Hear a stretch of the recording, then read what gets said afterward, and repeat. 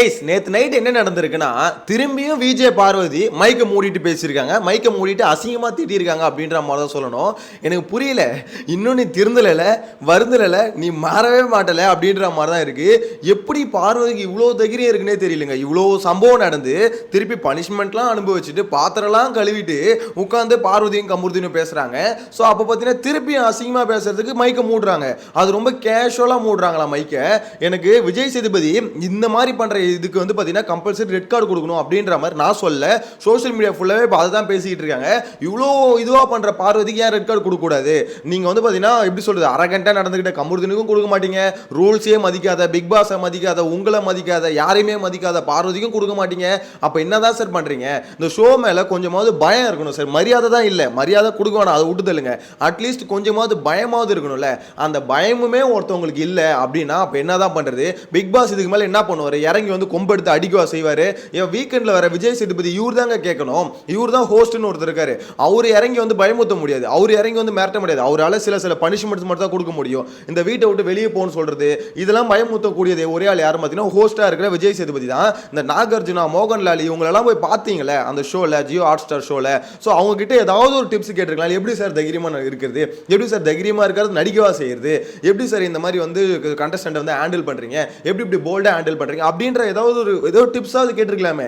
அவங்ககிட்ட கேட்டாவது தெரிஞ்சுக்கலாமே. எனக்கு புரியலையே, உங்களுக்கு அப்படி என்ன பயம்? வீட்டுக்குள்ள இருக்க கண்டஸ்டன்ட் பார்த்து அப்படி என்ன பயம்னு கேட்கிறேன். அவங்கள அப்படியே ரொம்ப பொத்தனாப்புல பாத்துக்கிறாராம். இந்த ஷோ இந்த சீசன் தான் நக்கிட்டு போயிடுச்சு அப்படின்றது எல்லாரும் தெரிஞ்சு போச்சு. இன்னொன்னு விக்கல் சீக்கிரம் நேற்று நைட்டு புலம்புல அவன் வந்து பாத்தீங்கன்னா வெளியே நடக்கிறத உள்ள அப்படியே புட்டு வைக்கிறாங்க. அவன் விக்கல் சீக்கிரம் பேசுறத பார்க்கும்போது எப்படி இவ்வளவு பர்ஃபெக்டா கிஸ் பண்றான் அப்படின்ற மாதிரி தான் இருக்கு.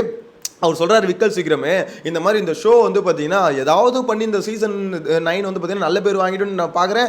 நடக்காது போலையே, அது நகரவே மாட்டுது. நம்மளாம் ஏதோ கடலில் பார்த்தீங்கன்னா தத்தளிச்சு உயிரோடு இருக்கும், அவ்வளோதான், அப்படி தான் இருக்கும் அப்படின்ற மாதிரி விக்கல் சீக்கிரம் பார்த்தீங்கன்னா கனி கிட்ட சொல்லிட்டு இருக்காரு. கனி சொல்கிறாங்க இல்லை சீசன் 9 நல்லா தான் போயிட்டு இருக்கு அப்படின்ற மாதிரி. விக்கல் சொல்கிறேன் எனக்கு என்னமோ அப்படி தெரியல, ஏதோ போகிற போக்கில் போயிட்டு இருக்கு அப்படின்ற மாதிரி தான். ஆக்சுவலாக உள்ளே இருக்க அவங்களுக்கே தெரிஞ்சு போச்சு இந்த சீசன் எவ்வளோ படுமட்டமாக போயிட்டு இருக்கு. வெளியே போகிறத விடுங்க, உள்ள எவ்வளோ படுமட்டமாக இருக்குன்னு அவங்களுக்கே தெரியுது. இதுக்கெல்லாம் காரணம் யாருங்க? கண்டஸ்டன்ட் செலக்ஷனுங்க. அந்த கண்டஸ்டன்ட்ல சில பேர் சரியில்லைன்னா எடுத்து வெளியே போடுங்க. ஷோ எப்படி தான் போகுதுன்னு பார்க்கலாம். நானே இனிஷியலாக என்ன சொல்லியிருந்தேன், பார்வதி, திவாகர் இந்த கேரக்டருங்கெல்லாம் இல்லைன்னா உள்ள வந்து கண்டென்ட்டே வராது அப்படின்ற மாதிரி ஸ்டார்டிங்கில் ஃபர்ஸ்ட் 1 வீக் 2 வீக்கில் சொல்லிட்டு இருந்தேன். அதுக்கப்புறம் என்ன சொன்னேன், இல்லை இதையே இவங்க ரிப்பீட் பண்ணுறாங்க, அவங்கள சுற்றியே கண்டென்ட் நடக்குது, ஒரு டாஸ்க்குக்காக கண்டென்ட் நடக்க மாட்டுது அப்படின்னு சொன்னதுக்கப்புறம் ஓகே இது வந்து இவங்களை வெளியே எடுத்தா பெட்டராக இருக்கும் அப்படின்ற மாதிரி சொல்லிட்டு இருந்தோம். அந்த சமயத்திலே பார்த்தீங்கன்னா இவங்களை வெளியே எடுத்துருக்கலாம். ஏன்னா ஓட்டிங்கும் அந்த ஓட்டு அந்த அளவுக்கு இல்லை, ஸோ எடுக்கணும்னு நினச்ச சேனல் எடுத்துருக்கலாம். ஆனால் இவங்க அல்பாசைக்கு இந்த மாதிரி இவங்கெல்லாம் பார்த்தீங்கன்னா கண்டென்ட் கொடுக்குறாங்க, ஸோ இவங்க உள்ளே இருக்கட்டும் அப்படின்ற மாதிரி தக்க வச்சாங்க. அப்படி தக்க வச்சதுக்கு தான் இப்போ படாத பாட்டு பட்டுக்கிட்டு இருக்காங்க. இப்போ வரைக்கும் ஷோ பார்த்தீங்கன்னா ஒரு டாக்ஸிக்காக இல்லாமல் போகவே மாட்டுது, ஃபுல் அண்ட் ஃபுல் வன்மத்திலே ஓடிட்டு இருக்கு. அது மட்டும் இல்லாமல் இந்த சீசன் கண்டஸ்டன்ட்டை பேசிக்காக மக்களுக்கு பிடிக்கல. விஷயம் என்னன்னா இந்த சீசன் கண்டஸ்டன்ட்டையே பிடிக்கல. இவங்க மூஞ்சியை பார்த்தா பிடிக்கும்னு சொல்லுவாங்களே, அந்த மாதிரி ஒரு கண்டஸ்டன்ட் கூட பிடிக்கல. அதுக்கான மெயினான காரணம் ஒன்று ஃபேவரட்டிசம் பார்த்து விளையாடுறானுங்க, அது குரூப் கேம் ஆடுறானுங்க. இன்னொன்று கன்றாவான கேம் ஆடுறாங்க. ஸோ இந்த ரெண்டு கேமே பார்த்தீங்கன்னா மக்களுக்கு பிடிக்கிற, எவனுமே இண்டிவிஜுவலாக ஆடணும், நமக்குன்னு ஒரு கேம் ஆடணும், அது நியாயமாக ஆடணும் அப்படின்ற ஒரு தாட் வந்து பார்த்தீங்கன்னா இருக்கவே மாட்டுது. ஸோ அதனால ஃபேவரட் கண்டஸ்டன்ட் இவங்க தான்ப்பா. இப்போ ஒவ்வொரு சீசன்லையும் ஒரு ஃபேவரட் கண்டஸ்டன்ட் இருப்பாங்க. அவங்க தான் பார்த்தீங்கன்னா டைட்டில் வின்னராக வருவாங்க, இல்லை ரன்னராக வருவாங்க. கரெக்டுங்களா? ஒன்று இல்லை 2 ஃபேவரட் கண்டஸ்டன்ட் இருப்பாங்க. இந்த சீசனில் அப்படி ஒருத்தர் கூட இல்லை அப்படின்றத உண்மை. எல்லாருக்கிட்டையும் பார்த்தீங்கன்னா குறைகள் அதிகமாக இருக்குது, நிறைகள் வந்து ரொம்ப ரொம்ப கம்மியாக இருக்குது, குறைகள் மட்டும் ரொம்ப அதிகமாக இருக்குது. அதனாலே மக்கள் வந்து வெறுத்து போயிட்டாங்க. சரி ஒன்று இதுதான் இப்படி போயிட்டு இருக்கு அப்படின்னு பார்த்தா, இன்னொன்று பிக் பாஸ் ஏதோ ஒன்று இந்த சீசன் கண்டஸ்டன்ட் எடுத்து போட்டிங்க, அவங்க வந்து பார்த்தீங்கன்னா இப்படி தான் இருக்காங்கன்னு வச்சுக்கோங்களேன். அதுக்குன்னு அவங்கள பயமுறுத்தியாவது வைக்கணும்ல. இப்போ பிக் பாஸ் இவ்வளோ சொல்லியும் பனிஷ்மெண்ட்டும் கொடுத்தும் எல்லாமே நடந்தும் திருப்பியும் நான் மைக்கை மூடிட்டு தான் பேசுவோம் அப்படின்னு பேசுகிறாங்கன்னா அவங்களுக்கு எவ்வளோ தைரியம் இருக்குன்னு மட்டும் யோசிச்சு பாருங்க. எனக்கு தெரிஞ்சு பார்வதி மேலே ஆளை பார்க்கவே முடியாதுங்க. அவங்க வந்து அதாவது அவங்க தெரிஞ்சு பண்ணுறாங்களா தெரியாமல் பண்ணுறாங்களா தெரியல, ரொம்ப கேஷுவலாக வருது மைக்கு மூடுறது. அதாவது அவங்க அப்போ எவ்வளோ நாளாக பேசி பழகிருப்பாங்கன்னு மட்டும் யோசிச்சு பாருங்க. ஏன்னா நார்மலாக திடீர்னு இந்த மாதிரிலாம் பண்ண முடியாது. அவங்க பேசி பழகிருக்காங்க. ஓகே பேசலாம் அப்படின்னு சொல்லிட்டு பேசி மைக்கை மூடி பழகி அவங்க நார்மலாக கான்வர்சேஷன் வைக்கும் போதே பார்த்தீங்கன்னா திடீர்னு நான் ஒரு கெட்ட வார்த்தை சொல்லி திட்டிருப்பேன் அப்படின்னு சொல்லிட்டு பார்த்தீங்கன்னா அந்த கெட்ட வார்த்தையை திட்டி காமிக்கிறாங்க கமுருதின்கிட்ட. ஸோ அப்போ வந்து பார்த்தீங்கன்னா கேஷுவலாக மைக்கு மூடுறாங்க. இது நேற்று நைட்டு நடந்தது. எல்லா சம்பவம் நடந்து முடிஞ்சதுக்கு அப்புறம் நடந்தது. எனக்கு அதுதான் புரியல. பிக் பாஸ் கொஞ்ச நேரத்துக்கு கழிச்சு அனௌன்ஸ்மெண்ட் கொடுக்குறாரு, கமுருதீன் மைக்க ஒழுங்கா போடுங்க அப்படின்ற மாதிரி. எனக்கு புரியலையே. அப்ப என்னதான் பண்றீங்க நீங்க? அதாவது உங்களை என்னதான் பண்ண முடியும், இதுக்கு மேலே ஒன்றே ஒன்று தான் பண்ண முடியும். விஜய் சேதுபதி ரெட் கார்டு கொடுத்து ஒன்று வெளியே அனுப்பணும், அட்லீஸ்ட் ரெட் கார்டு கொடுக்க போகிறேன்னு மிரட்டையாவது செய்யணும். வேறு வழியே இல்லைங்க. இவர் வந்து பார்த்தீங்கன்னா விஜய் சேதுபதி எப்படி நினைக்கிறாருன்னா, நம்ம வந்து பார்த்தீங்கன்னா எப்படி ஜென்டிலாக எல்லாரையும் ஹேண்டில் பண்ணிடலாம், அப்படி இல்லைன்னா என்ன அதிகபட்சம் பார்த்தீங்கன்னா ஒரு மைக் ஏற்றணும்னு கத்துவோம், அதாவது அவங்க கத்துற மாதிரி நம்மளும் கத்துவோம். சும்மா சீனு பில்டப், வெறும் வெத்து வேட்டு பில்டப் மட்டும் கொடுக்குறாரு. எனக்கு தெரிஞ்சு உண்மையான பேப்பர் ரவுடி யாருன்னா விஜய் சேதுபதி தான். விஜய் சேதுபதி தான் பக்கா பேப்பர் ரவுடி, பிரச்சனை இல்லை. இவர் வெளியே இருக்க பேப்பர் ரவுடி இவர் தான் என்ன பண்றாரு, ஒரு மாதிரி பாத்தீங்கன்னா அவங்கள மிரட்டுற மாதிரி மிரட்டுறாரு. அதாவது எப்படி சொல்றது, மிரட்டுற மாதிரி இருக்கும், உருட்டுற மாதிரி இருக்கும் அப்படின்னு சொல்லுவாங்க. அந்த மாதிரி தான் அவர் பண்ணிட்டு இருக்காரு. சாட்டர்டே எபிசோட்ல மிரட்டாருன்னா சண்டே எபிசோட்ல உருட்டுவாரு. ஸோ இதுதான் ஒரு ஃபார்முலாவே வச்சுட்டு இருக்காரு. ஏன் சார் அவங்க பண்ண தப்ப சாட்டர்டேல மட்டும் கேட்கணும்னு அவசியம் இல்லை, சண்டேலும் கேளுங்க. கேட்கிற மெத்தட் கொஞ்சம் ஆர்ஷா தான் இருக்கணும். போன வாட்டி கேட்டீங்களே எல்லா கேள்வியும் கேட்டாப்ல, ஆனால் ரொம்ப பயங்கரமா சோப் போட்டாப்ல. அதாவது சாட்டர்டேல வந்து பாத்தீங்கன்னா பக்கெட் வச்சு உருட்டிட்டாரு, அவருக்கே தெரிஞ்சு போச்சு. சரி ஓகே மிச்ச கண்டென்ட்டை சண்டேல கேட்போம் அப்படின்ற மாதிரி போன வீக்கெண்டு கேட்டாரு. கேட்கிற அந்த தோனி இருக்குல்ல, அதாவது அந்த கேட்குற மெத்தடே பார்த்தீங்கன்னா ரொம்ப சொங்கி மாதிரி, ரம்யாவை சொங்கின்றார் விஜய் சேதுபதி. இவர் தாங்க நம்பர் 1 சொங்கியா இருக்காரு.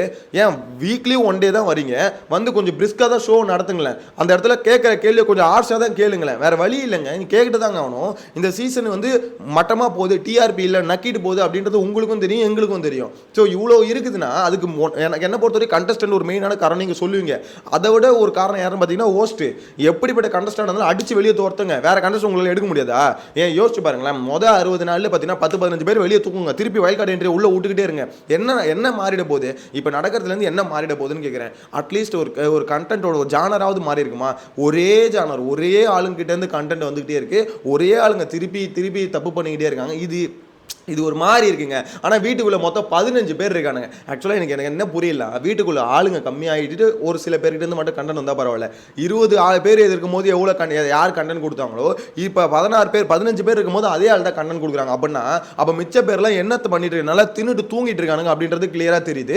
ஸோ அப்படிப்பட்ட ஆளுங்களுக்கு கேமரா ஃபோக்கஸே போக மாட்டுது. ஏன்னா சில பேர் மேலே கேமரா சுற்றிக்கிட்டே இருக்கு.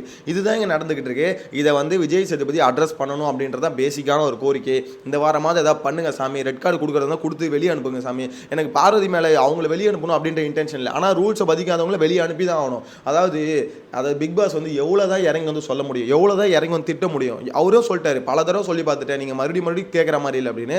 திருப்பியும் நைட்டும் அதே பண்ணுறாங்கன்னா என்ன தெரியல. விக்கல் சீக்கிரம் சொன்ன மாதிரி தான் இந்த சீசன் வந்து கரை சேராது அப்படின்ற மாதிரி தான் இருக்குது. ஸோ அவன் புலம்புறதை பார்க்கும்போது அப்பட்டமாக வெளியில் இருக்க ஃபீலிங்கை உள்ளே வந்து ஷேர் பண்ணுற மாதிரி தாங்க. அவனுக்கு யாராவது இன்ஃபர்மேஷன் ஏதாவது கொடுக்குறாங்களா என்னன்னு தெரியல.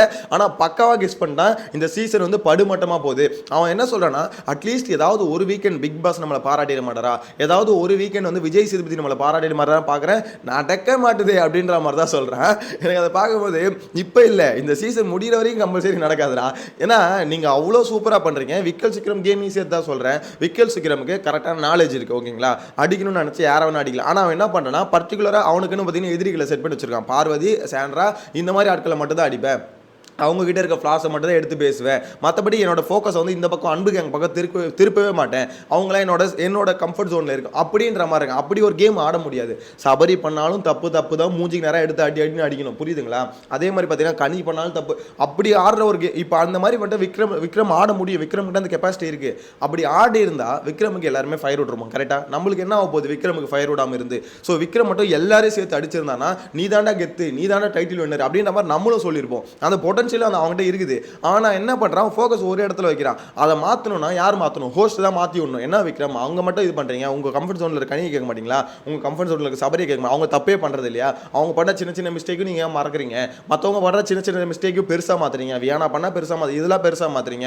உங்கள் பக்கத்தில் இருக்கவங்க பண்ணுற தப்பு மட்டும் சிறுசாக விட்டுறீங்க. கனி என்ன பண்ணுறாங்களோ அதுதான் விக்ரமும் பண்ணுறாரு. ஸோ அப்படின்னும் போது அந்த ஒருத்தவங்க கேமை வந்து மாற்ற கை யாருக்கிட்ட இருக்குன்னா ஹோஸ்ட் கிட்ட தாங்க இருக்குது. அவர்கிட்ட தான் இன்ஃபர்மேஷன் உள்ளே போகும். அதை வச்சு தான் ஒருத்தவங்க கேம் ஆட முடியும். ஸோ அதை மாற்றவே மாட்டுறாரு அவர் அப்படின்ற மாதிரி தான் என்ன பொறுத்தவரைக்கும் ஒரு பக்கம் சொல்ல தோணுது. ஒரு சில பேருக்கு மாற்றணும்னு ட்ரை பண்ணாலும் மாறாது. யாருன்னா பார்வதி மாதிரி ஆளுங்க, இவர் மாதிரி ஆளுங்களை மாற்றணும்னு நினச்சா மாற்றுறாங்க. ஆனால் இவர் வந்து பார்த்தீங்கன்னா ரொம்ப பொத்தி பார்க்குறாங்க. இவரை டைட்டில் வின்னராக ஆக்கணும் அப்படின்றதுக்காக அவர்கிட்ட இருக்க ஃப்ளாஸ் வந்து சொல்லவே மாட்டாங்க. சார் மக்களும் ஏற்றுக்கணும் சார், அவன் விக்ரம டைட்டில் வின்னராக நாங்களும் ஏற்றுக்கினா தான் அது வந்து ஒரு கம்ஃபர்டபுளான டைட்டில் வின்னராக இருப்பேன். இல்லைனா டைட்டில் வாங்கிடுவார், ஊரே காரி துப்பும் அப்படின்ற மாதிரி சொல்ல தோணுது. எனக்கு உங்களோட கருத்தை மறக்காம கமெண்ட்டில் மென்ஷன் பண்ணுங்கள். நெக்ஸ்ட் வீடியோவில் மீட் பண்ணலாம். பை.